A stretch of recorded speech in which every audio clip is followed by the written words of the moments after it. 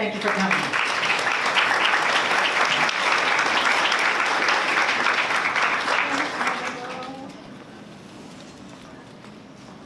Okay, this is the first time I've given a talk with water, Kleenex, and cough drops. I've had bronchitis, so I'm just determined that my voice is going to make it through this. So if I start coughing, it's okay. I'll live. All right. This is wonderful to see you all. Can you hear me okay? I want to make sure. Okay. This is just a wonderful opportunity for us to grow, to learn, and to help each other to stay strong in this work that we all love. When I look out at all of you and the love and the knowledge and the experience that is here, I think that in Rabbit Rescue, just within this group here, we are probably the most untapped resource that we have. We have great potential. So staying strong in that is going to move us forward to saving more rabbits' lives. Okay. All right, so slide. Okay, a couple things before we start though.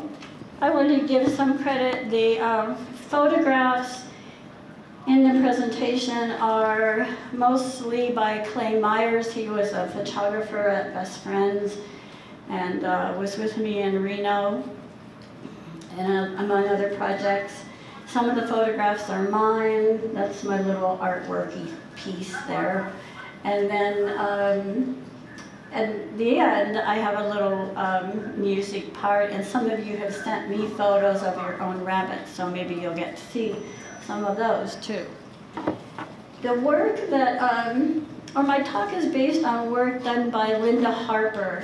She's a PhD and she's a psychologist from Chicago.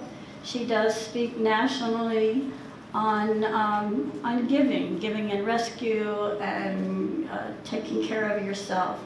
So her book is called The Power of Joy in Giving to Animals. And if any of you need just a nice little book that is going to give you some self-assessments, strategies, great stories, no, I'd highly recommend this. It's good even for your team meetings. You can pick parts of this out and talk about what's bothering people or what the challenges are, and using this as a guide. I did put a couple in the silent auction in the back, and I have a couple with me for sale as well. So I think you can get them cheaper if you buy them at the silent auction back there. Okay. I think first, says what kind of rescuer are you? And I think it's very important to keep an ongoing assessment of what we are about in rescue, what we have to give, and then looking at our own life circumstances, because they're going to change. Okay? So there's different kinds. You're going to bring different talents and skills as a person. Some people are definitely, we're all animal lovers, but some are not people lovers so much. It's just like, okay, give me the rabbits and I'm going to be fine here. And you also need to ask yourself, are you able to maintain your personal well-being while rabbits are suffering? And this is one of the toughest parts of being in rescue, and it may be an aspect of it that you find you don't want to do that part. So you may have another or many, many more things you can contribute. Okay? And if you're a new rescuer, you may not yet have a grasp of what's going to be tough for you and what isn't. So you'll learn that as you go, and you'll also change and be able to take on more, or you'll step back, whatever your needs are to take care of yourself. I think that getting feedback from other people and in a constructive and kind way is just another key to knowing where you're at in rescue. So if you're a chapter manager or a volunteer coordinator, it's great. Check in with your people. Like, how are you doing? How, emotionally, or is this okay for you? Is there something else you'd like to do or you're not getting to do? Or is, something making you sad? So it's very good to do self-assessment as well as looking at your volunteers and co-workers and just to keep a line on where they're at as well. Okay, go to the next one. Hey, Linda talks about 3 common traits in animal rescue, and I want to go over those with you. First one is idealism. A compelling force made up of driving beliefs.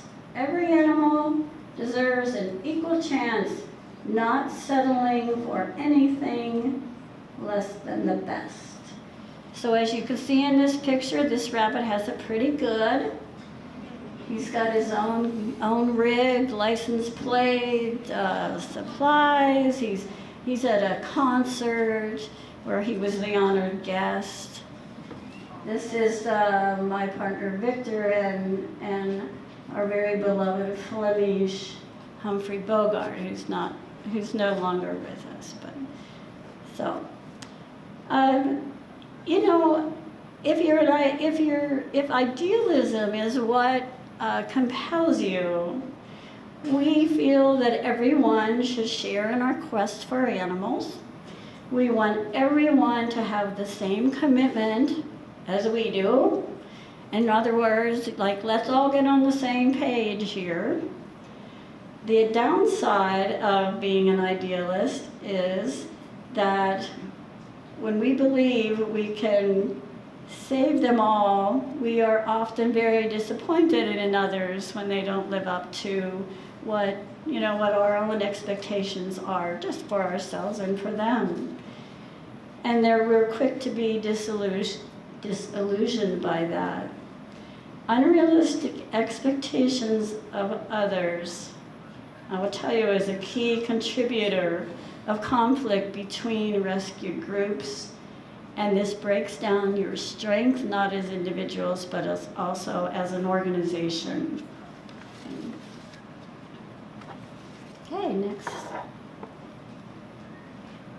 Realism, based on hands-on experience or acquired knowledge. This is the slide from Reno. This is my dear friend Liz Finch, who works for Best Friends in charge of national networking. This was the backyard, and we were trying to just give out some breakfast. Okay. Realism comes to the animal rescue or advocate primarily in 2 ways. That is your hands-on experience through your acquired knowledge. The mental and social connections that are experienced with animals are grounded in reality for you. These experiences strengthen our drive to help people and pets get together and stay bonded together. But like idealism, it has its positive and exhilarating moments as well as painful and challenging ones. When you're realistic, you still want all animals to be loved and to have a home. And some rescuers that say they're realist also experience very highs and lows, as they're often racing against time to save those that they know they might not be able to help. When you're realistic, or realism is your sort of main mode of operation, you may find yourself, and you'll find others as well, as being on the front lines. These people are ready to go. You tell them that there's a hurricane in Houston, and they're in the car. So just damn the torpedoes and everything else, and let's get this done. Okay, next slide. This is sensitivity, an intense love and compassion for animals. This love and compassion and the ability to bond with them is very strong, and I think we all have this sensitive side to us. But even just hearing about a rabbit or an animal in need is just enough to compel us. We can see a picture, and that's it. No, we're going to help. But our bonding with animals can begin in childhood, can begin in your home. You can develop that over time. But our sense of purpose, when you're so sensitive, comes from helping animals. And it really, we feel like it is a privilege to do this, an honor to be helping them. This sensitivity brings pain when we empathize with their suffering, but is also a great source of joy because our natural ability to connect with animals and to build alliances with other people that also love them. But along with this is that great empathy can often cloud our ability to make hard decisions that we have to make in rescue. And it can make it hard to set realistic goals as well. And you know, our pain increases as we feel that we know exactly what that animal is going through because we all have such a strong ability to bond. Okay? So her 3 types: idealism, sort of based on your dreams and beliefs; realism, your real life experiences; sensitivity is your empathy for animals. Okay. Yeah. Oh.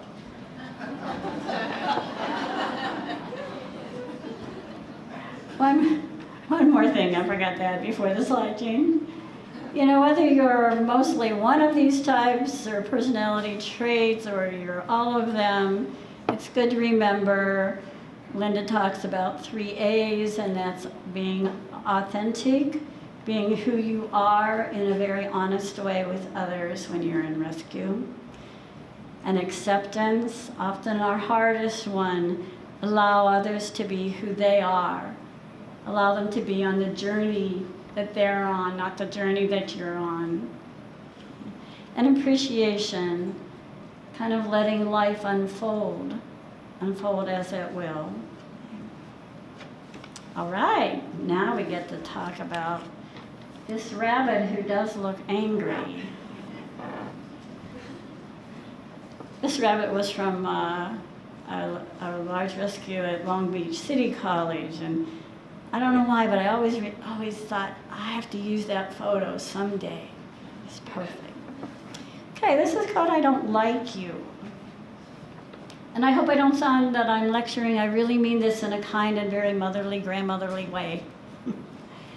I often hear or read people who are wonderful rescue people say, I hate people. Has anyone ever said that? You have to confess. And you know, we say this just out of reaction, and it usually happens after we've heard about a rabbit suffering or being abused in some dreadful way. And this is a natural response to feel angry and outraged when an innocent animal is deliberately hurt by a human being. I would ask you to do your best to practice and eliminate this verbiage. You can hate that act. You can hate that more prevention hasn't happened. You can hate that you weren't able to intervene. But I want to tell you that I know this is true. The entire race is not responsible. And although it's common to say that you hate people or you hate the human race, it really contributes to feeling victimized and alone, and resulting in weakening your position to work with others and to continue to be your strongest and your best self. It does not serve you well to hate people. We need them. So it's kind of practiced, you know, say or write, I hate this act, I hate what happened at the hand of that cruel person. I mean, you know, you get the idea. We need each other to stay strong. So believe, I'm asking you to believe, and this is an act of faith, believe in the goodness of people to help save the animals, because really there are good people out there. You know, I've met them from all over the world, from people trying to save dancing bears in Poland to people helping rabbits in India. I mean, they are there. They're working hard like we are. So believe in the goodness as best you can. Now, I have to say, I'm guilty as this is as well. 2010, I spoke at the No More Homeless Pets conference. It was a little short kind of rabbit advocacy talk. So I took my talk to one of the founders there, who was an actress when she was young, and she was just the most articulate speaker. And so I read my speech to her, and I wasn't even 10 minutes into the speech. And she stopped me, and she said, "You don't really like them, do you?" And I was so taken aback because, you know, I embrace people, I thought. And, but as I thought about it, I realized, and she pointed out, my tone, expression, body language, and some of what I was saying to my audience clearly said, it's me against the world when it comes to saving rabbits, and I don't really trust you to help me. So I changed my speech, went in and welcomed people and tried to make them feel very good about helping. But it was a surprise. I just didn't realize that I was coming across that way, and I think for a lot of us, we don't realize that as well. You know, you are mentors, leaders, and teachers. People you talk to, they really, you know, many want to help, and they need to hear from you that you're grateful, you think they're wonderful for giving of their time. May not be as much time as you think they could give, but you want them to know that you appreciate that. There's strength in the ability to see and enable others to learn about rescue, to feel your passion about rabbits. It's actually very contagious. Okay, next. I'd like to say another thing going along with that is to keep your eye on the prize. Saving rabbits' lives. That's our goal, that's our prize. Finding them homes, providing education. These are the main goals that we have. Hey, this is the golden glove for us, or whatever you want to call it. This is the Olympic gold medal when we find rabbits' homes, when we can save them, when we can educate them. I do find it somewhat discouraging when I read, especially through social media. There's a lot of gossip, and you know, I'm not saying that I'm not someone that might do that too, although I try not to. But you know, it is discouraging. I mean, I'll read things like that are so unimportant. And then I read posts on Facebook that'll say, or criticize somebody for eating at a nice restaurant, or they have a leather purse, or you don't like what they eat. Okay, well, I'm going to say to you in my motherly voice, just stop this. Okay, stop it. If you don't want to work with another group or person, then work parallel. It's okay. It's all right to do that, and it's better than a lot of negative criticism that matters here nor there. Who cares what they eat? Who cares what they're wearing? The bottom line is, are they helping? Are they helping to save rabbits' lives? Probably yes. They're probably doing the best they can. They're not on the same road. So keep your eye on that prize. We'll get to that part in a minute here. Okay. See if there's anything else I wanted to say about that.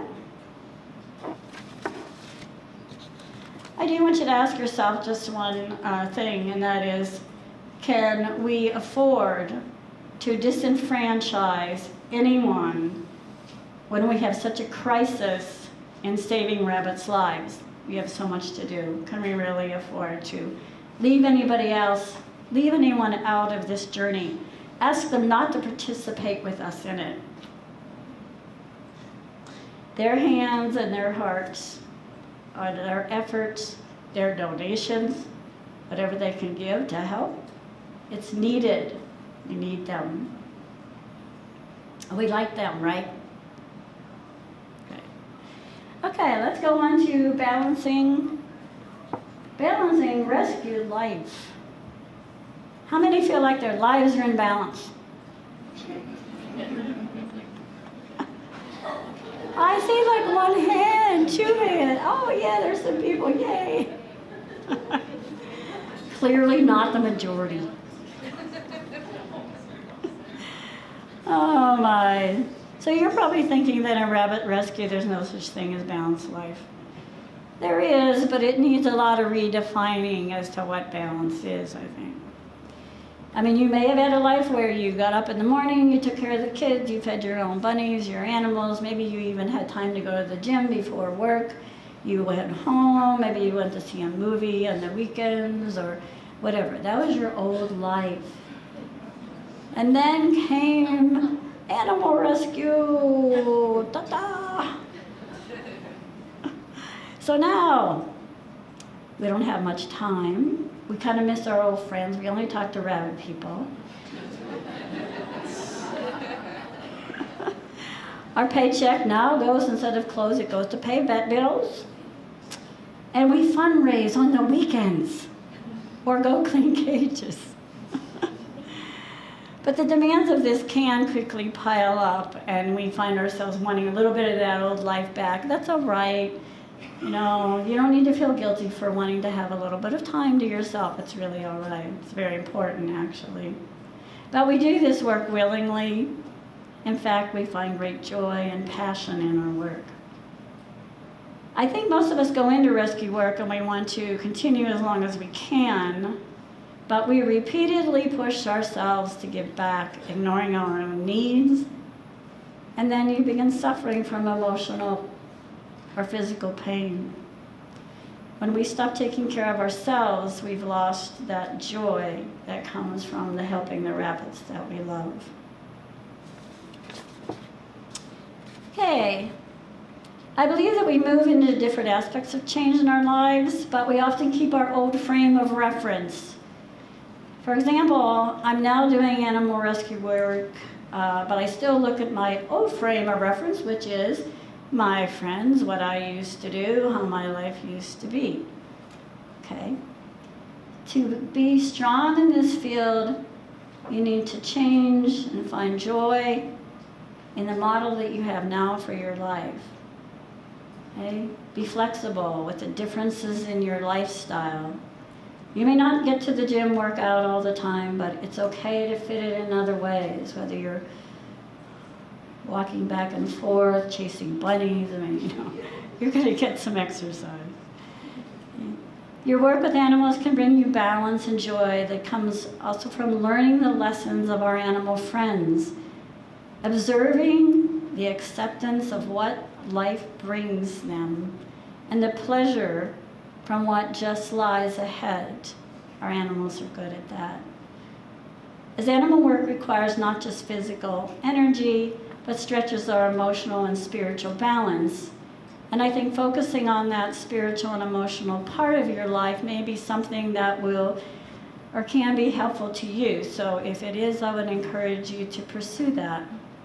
Because we're faced with a lot of loss, a lot of stress, sometimes just bringing back that grounding through a spiritual life. Meditation or whatever you do could be just what you need to keep you strong. And hopefully you won't wait until you feel you need to give up your work with animals. With all my heart, I want to say to each of you, that you certainly have my permission and everybody in this room's permission to take care of yourself, to keep your joy, to find the places that help you continue the work you love. Just a few things, little strategies. Give yourself a break. You don't have to wait until you've earned it. You don't have to wait until your to-do list is complete before you reward yourself. Dismiss excess and destructive thoughts. Practice making choices about what you think, not what is thinking you. And we could do a whole day on that one. Learn to have fun in the moment. You don't have to wait until your list is finished. Focus on present joys. Where I'm staying at, the lady said her 3 beautiful white bunnies were running around her house. And I just could have stood there and just watched them watch. And she goes, yeah, it's like bunny television. And it is. They were so beautiful. A joy in the moment.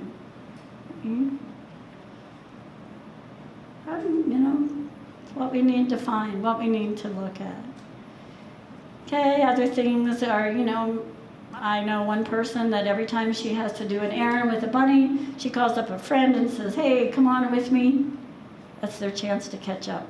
You might keep good music around in your car while you're driving, listen to a book.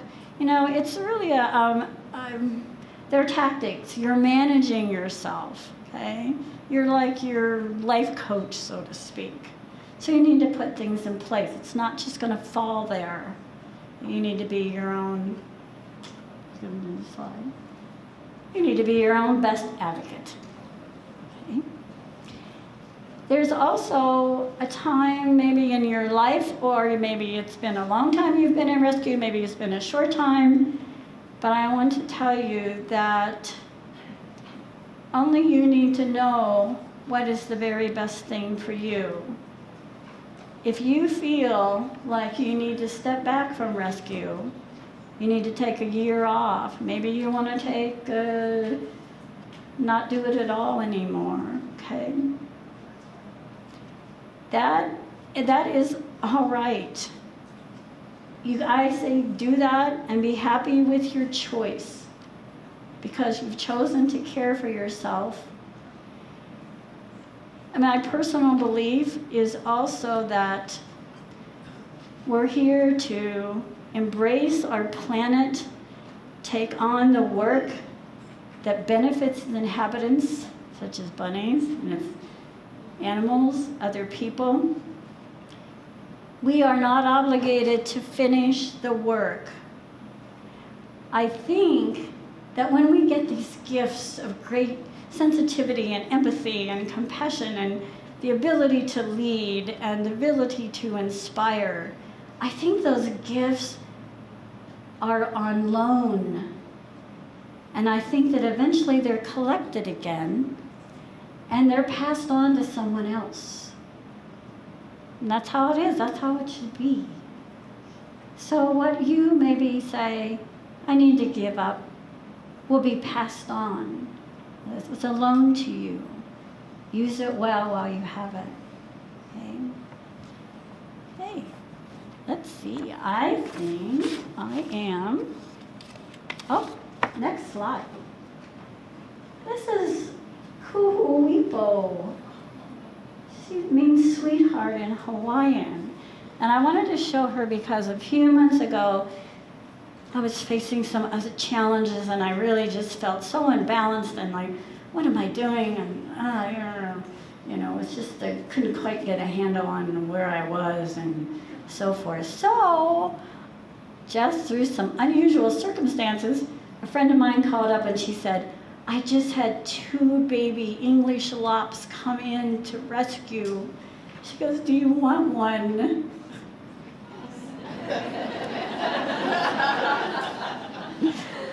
Oh my God, did I want one? So she drives 4 hours to bring her to me. She said, I don't want you to miss 1 minute. I said, okay. So she brought her to me, handed it to me, and I just cried. She was just what I needed. She was the balance that I needed at that point in my life. Ah. Now, I'm not saying go out and get more rabbits because I know that's not practical. But this one, well, there she is. Isn't she just the cutest little thing? Okay, next slide. All right, now we're going to get down to some parts that are a little tough in rescue, actually very hard. Although we know in rescue and in loving an animal, whether for one day or many years, their death can devastate us. In rescue work, death can be a path of continual sorrow, especially when we experience frequent loss. So in the case of some of your chapter work, where you're involved every day, you have large numbers of rabbits, and you regularly have rabbits leave, have rabbits die. It creates almost a continual sorrow. These losses are among the toughest in our lives. As human beings, we seem to have the most difficulty in accepting death in our transitory nature. It can deplete our joy and our ability to stay strong for a sustained period of time. I don't think any of us has one answer in coping with loss of an animal, but let's look at and talk just about a few things. I think it's important to share your story. Let others, find others who will listen. You don't have to respond back in any profound way. Just listen to the story. At Best Friends, we did a very nice thing. Once a month, we had a blessing at Angel's Rest, which is this place here. And they went over every animal in the sanctuary that passed away that month.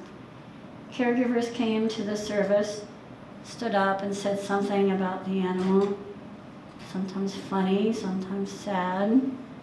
Visitors and volunteers also came and would once in a while contribute about their own pets at home. I think it was a very healing time for everybody. I looked forward to it. I knew there would be tears, but I also knew that there was a feeling of definitely not being alone, and people were listening.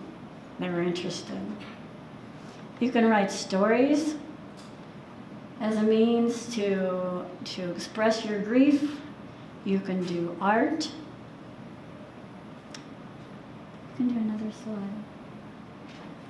This is an art piece that I did.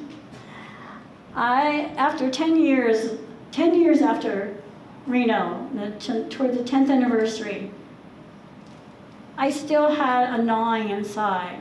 I still was not able to place those rabbits in my mind and heart and life where I wanted them to be. I still didn't really have peace, I guess. So through the winter, I sat down and I folded 1,250 origami rabbits. There were actually more rabbits, but it was 1,250 from the backyard initially. I strung them together and I hung them from Japanese parasols. I went on to make more pieces of this project for Reno. I can tell you exactly what happened, but when I was finished, I had a place for them. Whether it was they were under that umbrella of care and love, maybe because each one was represented by a little paper origami piece. I don't know what it was, but I know it was healing for me. So stretch yourself that way. If you have a need or a desire, art is very healing. Right? Take care of your body, eat well, get rest, participate in pet loss groups. If you need professional help, by all means get that, and it's out there. It's certainly all right to do that. It's more than okay. It'll keep you strong and continuing in your work. I also did something once where I had a little bunny who was 12 and a half, and she had broken her back at age 9 when I adopted her. And it was early on in rescue, and I could not get over her death. 2 years had passed, and I was still weepy. I still was not effective. I was hurting my function. So I went to an animal communicator. Now, whether you believe in these people or whatever, but I was desperate. So I went to see her. I told her about Oreo. She told me what she thought about Oreo. And what happened was, it wasn't so much what she said to me about Oreo, although she did say a couple strange things. It was hearing what she believed about the afterlife or the spiritual life or the continuing existence of an animal's soul, that I was finally able to picture her looking over my shoulder, and I was finally able to say, okay, Oreo, you need to go play because your mama's all right. If that's what you need, you go find that. All right. So going on to the next slide. Does that look like a bunny? What is it? It's a kitty. I just wanted to throw you a curve.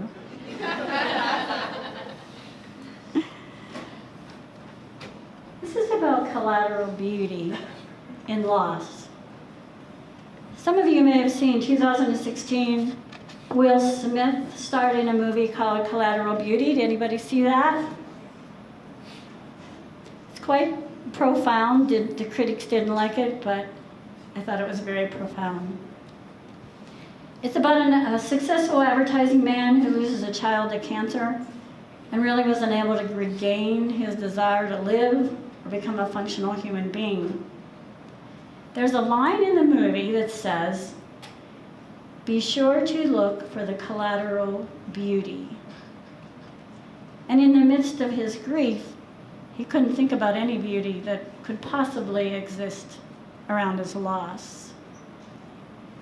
As the film unfolds, we're made aware of its meaning to find the power of love and connectivity to others and to the world through tragedy and the effects on others and those that serve, and how that serves to our greater advantage and growth. A definition I looked up said, what is collateral beauty? When death, loss is so great that we cannot see the entire picture because of the loss, it can be a lifetime to understand that there is and was a love so strong that not even death can destroy it. The beauty of that love continues, and that collateral beauty has a rippling effect on others' lives, on our own eternity. And that's what living is about. Okay, now I'm going to tell you this story about a kitten. I want to give you an example of collateral beauty, and maybe I'll make it more clear to you and see how it appears every day of your life, even at moments of great loss. After I officially retired from Best Friends, I did a little work for them in Salt Lake City with newborn kittens. And I wasn't a big knowledgeable kitten person, but I went with my friend, Kitty Whisperer. Salt Lake City was having a big influx of feral cats with litters.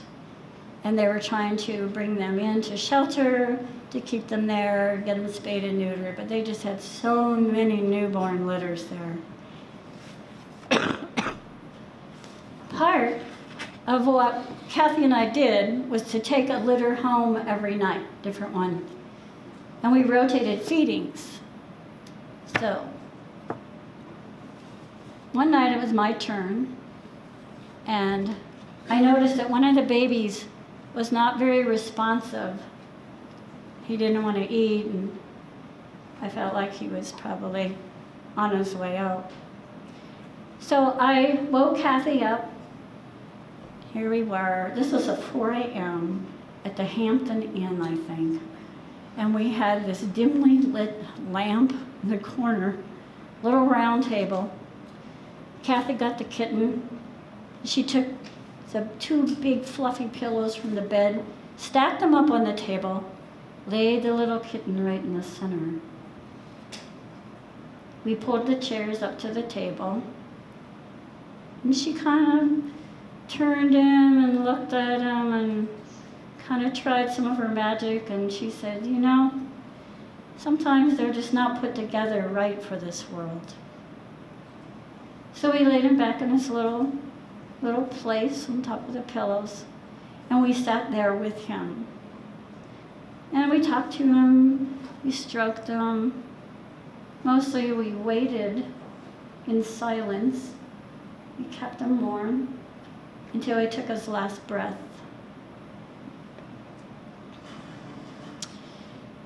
So, there we were, 2 women somewhere in our 60s, in our old ratty nightgown pajamas. Little light on in a hotel room at 4 a.m., watching this little tiny body. And it's just centering on him, giving him all the love we could and had, so he could transition and make his journey. I found that night, as I look back at it, as alive with Collateral Beauty. It really is everywhere. So, I would like, next slide. This was also taken in Reno during a blizzard. This is how we were working, trying to get rabbits out of the yard. But one morning I looked out this little window of this makeshift kind of trailer that we had there. And there were hundreds of bunnies sitting as the snow came down. And even though it was probably a pretty terrible condition, there were terrible conditions there, somehow it was one of the most beautiful sights I'd ever seen. Okay, I would like, before I finish here, I would like to take you on a little journey, a little visualization. You can close your eyes for this if you want. Okay. You can leave them open and it's up to you. But that's what I want you to think about. So, you're running a little late for work, but you want to stop by the rescue to check on a sick bunny. As you walk to your car, you see a plastic box in the driveway. Somehow you know what's inside that box. You sit down beside the box, open the lid to see a small rabbit sitting, a newspaper covering the bottom. He doesn't move much. He's a little thin. His nails are long, and you just let out a sigh. Guiltily, you think, I don't have room for one more rabbit, another buddy to take care of. The rabbit does not look injured, and he now looks at you with that sideways rabbit glance. You know, we all know that one. Kind of scoping you out as well. You sit with him or her, and from your experience and your knowledge, you have the knowledge and you know exactly what this rabbit needs for a second chance. You know he needs a good diet. You know he needs a clean, dry place to rest. You know he needs to play, a chance to be a bunny, to be his authentic self. He needs a place of his own to run and explore, and toys. Yes, he needs to have bunny toys. You know he needs respect, safety, and medical care. He needs love for who he is, an acceptance of his own personality, and he needs commitment for his life, unconditional love and companionship. The rabbit turns slightly, looking at you a bit more directly. You stroke his head and ears. You feel the warmth, the softness. You see his vulnerability, and you see his dignity. Something from very deep moves inside you between you and this rabbit. And you recognize yourself. This little bunny is you. You say your name out loud to the rabbit.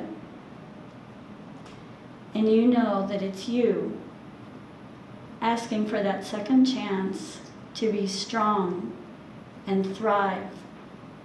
And you know what's needed to make this happen. Now, to end, I would say, you have a life-affirming decision to make. It's your decision now to pick up the box with the rabbit and embrace its life, your life, to stay strong, its importance, and committing to giving it all that you already know for it to thrive. I hope you can do that, and I thank you all so very much for risking your hearts every day for the rabbits.